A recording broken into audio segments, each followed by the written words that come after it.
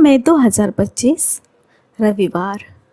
पहला पाठ प्रेरित चरित अध्याय 5 पद संख्या 27 से 32 और 40 और 41। प्रधान याजक ने प्रेरितों से कहा, हमने तुम लोगों को कड़ा आदेश दिया था कि वह नाम लेकर शिक्षा मत दिया करो, और तुम लोगों ने यरूशलेम के कोने कोने में अपनी शिक्षा का प्रचार किया और उस मनुष्य की हत्या की जिम्मेवारी हमारे सिर पर चढ़ाना चाहते हो। इस पर पेट्रुस और अन्य प्रेरितों ने यह उत्तर दिया, मनुष्यों की अपेक्षा ईश्वर की आज्ञा का पालन करना अधिक उचित है। आप लोगों ने यीशु को क्रूस पर लटका कर मार डाला था, किंतु हमारे पूर्वजों के ईश्वर ने उन्हें जिलाया है। ईश्वर ने उन्हें शासक तथा मुक्तिदाता का उच्च पद देकर अपने दाहिने बैठा दिया, जिससे वह उनके द्वारा इज़राइल को पश्चाताप तथा पाप क्षमा प्रदान करें। इन बातों के साक्षी हम हैं और पवित्र आत्मा भी, जिसे ईश्वर ने उन लोगों को प्रदान किया है जो उसकी आज्ञा का पालन करता है। उन्होंने प्रेरितों को वह कड़ा आदेश देकर छोड़ दिया कि तुम लोग यीशु का नाम लेकर उपदेश न दिया करो। प्रेरित इसलिए आनंदित होकर महासभा के भवन से निकले कि वे यीशु के नाम के कारण अपमानित हो जाने के योग्य समझे गए। यह प्रभु की वाणी है। ईश्वर को धन्यवाद। भजन अनुवाक्य। हे प्रभु, मैं तेरी स्तुति करूंगा, तूने मेरा उद्धार किया है। हे प्रभु, मैं तेरी स्तुति करूंगा, तूने मेरा उद्धार किया है। तूने मेरे शत्रुओं को मुझ पर हंसने नहीं दिया। हे प्रभु, तूने मेरी आत्मा को अधोलोक से निकाला है। तूने मुझे मृत्यु से बचा लिया है। अनुवाक्य। हे प्रभु, मैं तेरी स्तुति करूंगा, तूने मेरा उद्धार किया है। जो प्रभु से प्रेम रखते हैं वे प्रभु के आदर में गीत गाएं और उसके पवित्र नाम की महिमा करें। उसका क्रोध क्षण भर का है, किंतु उसकी कृपा जीवन भर बनी रहती है। संध्या को भले ही रोना पड़े, किंतु प्रातःकाल आनंद ही आनंद होता है। अनुवाक्य। हे प्रभु, मैं तेरी स्तुति करूंगा, तूने मेरा उद्धार किया है। हे प्रभु, मेरी सुन, मुझ पर दया कर। हे प्रभु, मेरी सहायता कर, तूने मेरा शोक आनंद में बदल दिया है। हे प्रभु, मेरे ईश्वर, मैं अनंत काल तक तेरी स्तुति करूंगा। दूसरा पाठ प्रकाशना ग्रंथ अध्याय 5 पद संख्या 11 से 14। मेरे सामने वह दर्शन चलता रहा और मैं यूहन्ना ने सिंहासन, प्राणियों और वयोवृद्धों के चारों ओर खड़े बहुत से स्वर्गदूतों की आवाज सुनी। उनकी संख्या लाखों और करोड़ों की थी। वे ऊंचे स्वर से यह कह रहे थे, बलि चढ़ाया हुआ मेमना सामर्थ्य, वैभव, प्रज्ञा, शक्ति, सम्मान, महिमा तथा स्तुति का अधिकारी है। तब मैंने यह कहते समस्त सृष्टि को, आकाश और पृथ्वी के नीचे और समुद्र के अंदर के प्रत्येक जीवों को सुना। सिंहासन पर विराजमान को तथा मेमने को युगाने युग स्तुति, सम्मान, महिमा तथा सामर्थ्य। और चार प्राणी बोले, आमीन। और वयोवृद्धों ने मुंह के बल गिरकर दंडवत किया। यह प्रभु की वाणी है। ईश्वर को धन्यवाद। जय घोष। alleluia alleluia। हे प्रभु, हमारे लिए धर्म ग्रंथ की व्याख्या कर, हमसे बातें कर और हमारा हृदय उद्दीपित कर दे। alleluia। संत योहन के अनुसार आज का पवित्र सुसमाचार अध्याय 21 पद संख्या 1 से 19। तिबेरियस के समुद्र के पास यीशु अपने शिष्यों को फिर दिखाई पड़े। यह इस प्रकार हुआ। सिमोन पेट्रुस, थॉमस जो यमल कहलाता था, नथानियल जो गलीलिया के काना का निवासी था, जबेदी के पुत्र और यीशु के 2 अन्य शिष्य साथ थे। सिमोन पेट्रुस ने उनसे कहा, मैं मछली मारने जा रहा हूँ।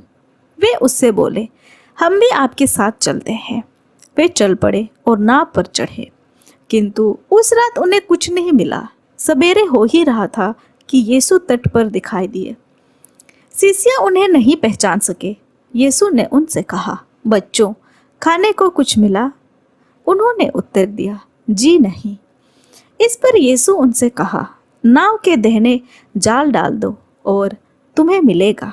उन्होंने जाल डाला और इतनी मछलियां फंस गई कि वे जाल नहीं निकाल सके।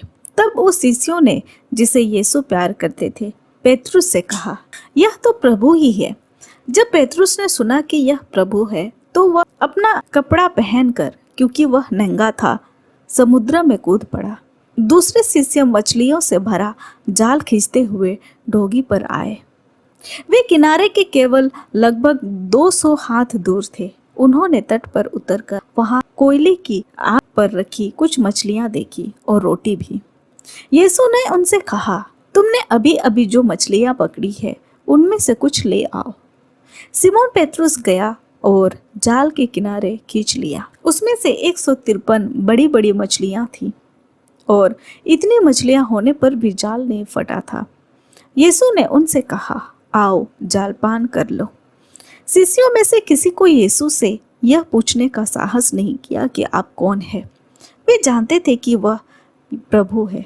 यीशु अब पास आए और रोटी लेकर उन्हें देने लगे और उसी तरह मछली भी।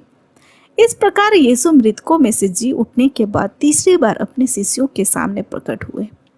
जालपान के बाद यीशु ने सिमोन पेतरुस से कहा, सिमोन योहन के पुत्र, क्या तुम इनकी अपेक्षा मुझे अधिक प्यार करते हो? उसने उत्तर दिया, जी हाँ प्रभु, आप जानते हैं कि मैं आपको प्यार करता हूँ। उन्होंने पेतरुस से कहा, मेरे मेमनों को चराओ। यीशु ने दूसरी बार उससे कहा, सिमोन योहन के पुत्र, क्या तुम मुझसे प्यार करते हो? उसने उत्तर दिया, जी हाँ प्रभु, आप जानते हैं कि मैं आपको प्यार करता हूँ। उन्होंने पेतरुस से कहा, मेरी भेड़ों को चराओ। यीशु ने तीसरी बार उससे कहा, सिमोन योहन के पुत्र, क्या तुम मुझसे प्यार करते हो? पेतरुस ने इससे दुख हुआ कि उन्होंने तीसरी बार उससे यह पूछा, क्या तुम मुझे प्यार करते हो? और उसने यीशु से कहा, प्रभु आपको सब कुछ मालूम है, आप जानते हैं कि मैं आपको प्यार करता हूँ। यीशु ने उनसे कहा, मेरे मेमने को चराओ। मैं तुमसे कह देता हूँ, जीवन में तुम स्वयं अपनी कमर कसकर जहाँ चाहते थे वहाँ घूमते फिरते थे, लेकिन बुढ़ापे में तुम अपने हाथ फैला दोगे और दूसरा व्यक्ति तुम्हारा कमर कसकर तुम्हें वहाँ से ले जाएगा जहाँ तुम जाना नहीं चाहते। इन शब्दों से यीशु ने संकेत किया कि किस प्रकार की मृत्यु से पेतरुस द्वारा ईश्वर की महिमा का विस्तार होने वाला है। यीशु ने अंत में पेतरुस से कहा, मेरा अनुसरण करो। यह हमारे प्रभु यीशु ख्रिस्त का सुसमाचार है। ख्रिस्त की जय। तो आइए आज के तीनों पाठों पर थोड़ा सा मनन चिंतन करते हैं। सुसमाचार में शिष्य मछुआरों के रूप में अपनी आजीविका पर वापस लौट आए, इसलिए वे अपने स्वयं को प्रयास में मछली पकड़ने गए और शायद वे यीशु के बारे में भूल गए, क्योंकि उन्होंने सोचा कि यीशु पुनर्जीवित नहीं हुए हैं। हम शिष्यों के जीवन में यीशु के चमत्कारी प्रभाव को देखते हैं। जब वे यीशु के बिना मछली पकड़ने गए तो उन्होंने कुछ भी नहीं पकड़ा, लेकिन जब यीशु तस्वीर में आए तो उन्होंने बहुत सारी मछलियां पकड़ी। यह सुसमाचार का परिदृश्य हमारे जीवन में भी लागू होता है। यदि हम प्रभु के मार्गदर्शन के बिना खुद से काम करते हैं तो हमारे पास कुछ भी नहीं होता है। प्रभु के मार्गदर्शन के बिना इस दुनिया में हम जो भी गतिविधि या कोई भी प्रयास करते हैं वह निरर्थक और खाली है।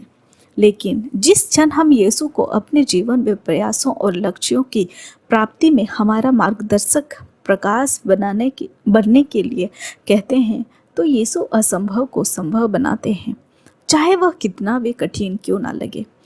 वे निराश लोगों को आशा देते हैं, वे अर्थहीन जीवन को सार्थक और उद्देश्यपूर्ण बनाते हैं। हमें केवल एक काम करने की आवश्यकता है और वह है उनकी मदद और मार्गदर्शन मांगना। आमीन। आप सभी को जय यीशु।